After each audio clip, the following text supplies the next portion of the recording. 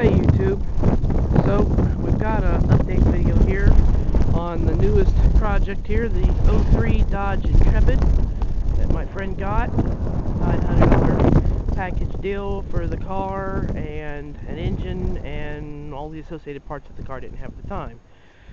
So we managed to find ourselves an engine for the car, and it's coming out of this '99 Dodge Intrepid that came from the same salvage where the 2003 Dodge Intrepid came from.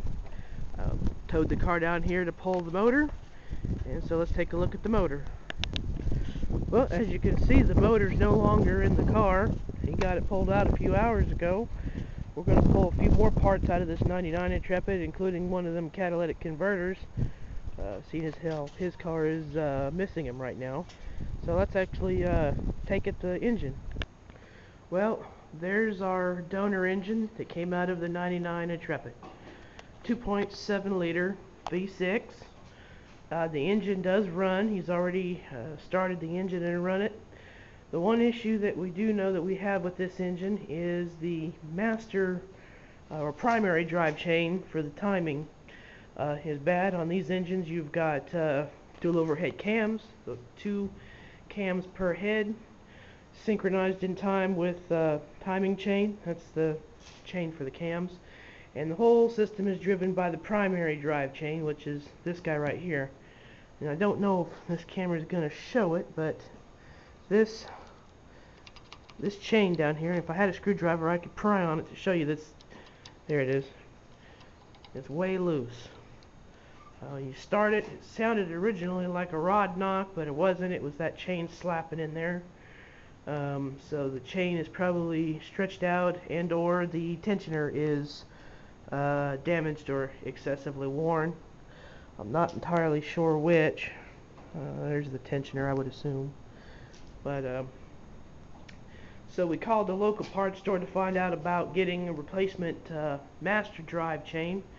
The parts store I called, both of them said that just the primary chain, this one here, not available. We can get the secondary chains that times the cams as well as the tensioners for it, but the primary drive chain is not available on its own. You have to buy the entire timing set for this engine, and they gave me a price of somewhere around $420 or $430. So we're going to try to find it cheaper online.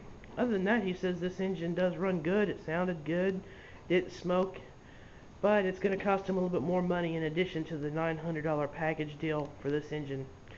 So he's going to have I think he's going to have like $500 or so into this engine, and it is nearly a 200,000 mile engine. It's 194,000 miles, I think he said. So yeah, it is what it is. We will see what happens.